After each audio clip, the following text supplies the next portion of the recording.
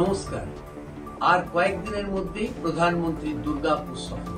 2014 যখন তিনি প্রধানমন্ত্রী হননি, তার দেওয়া প্রতিশ্রুতিতে আসানসোলের জনগণ বিশ্বাস করেছিলেন এবং তার দলীয় প্রার্থীকে জয়ী করেছিলেন। কিন্তু 2025 আজ পর্যন্ত 2014 দেওয়া তার প্রতিশ্রুতি একটিও পূর্ণ হয়নি।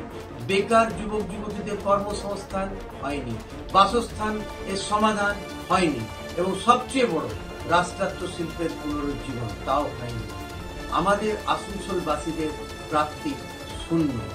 তার ভিত্তিতে আজকে সবচেয়ে বড় প্রশ্ন, 2018 থেকে বাস স্ট্যান্ডার্ড সম্পূর্ণরূপে বন্ধ।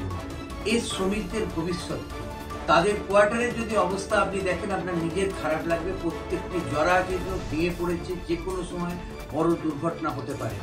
তো প্রধানমন্ত্রী দুর্গাপুরে আসছেন, এই ব্যাপারে কি উনি কোনো আলোকপাত করবেন? করলে আমরা সকলেই খুশি হব যে এই মানুষগুলোর ভবিষ্যৎ যদি সুনিশ্চিত করা হয়, তাদের পাওনা গন্ডা বুঝানো হয়, থাকার ব্যবস্থা এবং পরিবারের কাউকে চাকরি দেওয়া।